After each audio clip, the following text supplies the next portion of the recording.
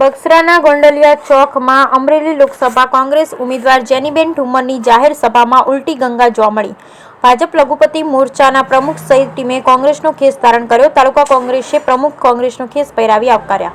ગુજરાતમાં લોકસભા ચૂંટણીને હવે માત્ર ગણતરીના દિવસો જ બાકી છે, ત્યારે ભાજપ અને કોંગ્રેસ દ્વારા પ્રચાર પ્રસાર વેગવંતો કર્યો। અમરેલી લોકસભા કોંગ્રેસના ઉમેદવાર જેનીબેન ઠુમ્મરે બગસરા શહેરના ગોંડલિયા ચોક ખાતે જાહેર સભા યોજી પરિવર્તન લાવવા અપીલ કરી।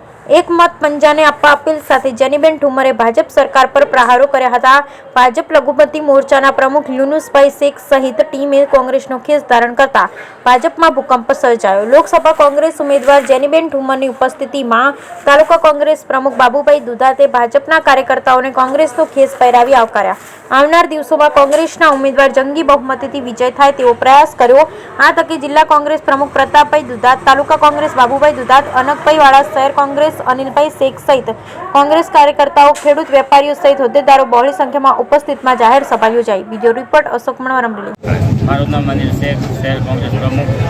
આજે 14 અમરેલી લોકસભાની જે જેનીબેન માટે જાહેર સભા રાખવામાં આવેલી હતી, તેમાં તમામ સમાજના, તમામ વર્ગના, વેપારી વર્ગ, તમામ લોકો આજે બહોળી સંખ્યામાં ઉપસ્થિત રહ્યા અને જેનીબેનને જોરદાર સમર્થન આપેલ છે।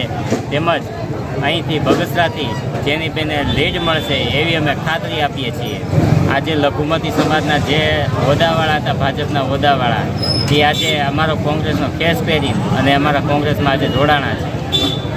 આજે ભાજપમાં ભય, ભૂખ અને ભ્રષ્ટાચારથી ત્રાસીને આજે અમારા કોંગ્રેસનો ખેસ પહેરેલ છે, જેમાં લઘુમતી મોરચાના પ્રમુખ તેમજ એની આખી ટીમ આજે કોંગ્રેસમાં જોડાણી છે।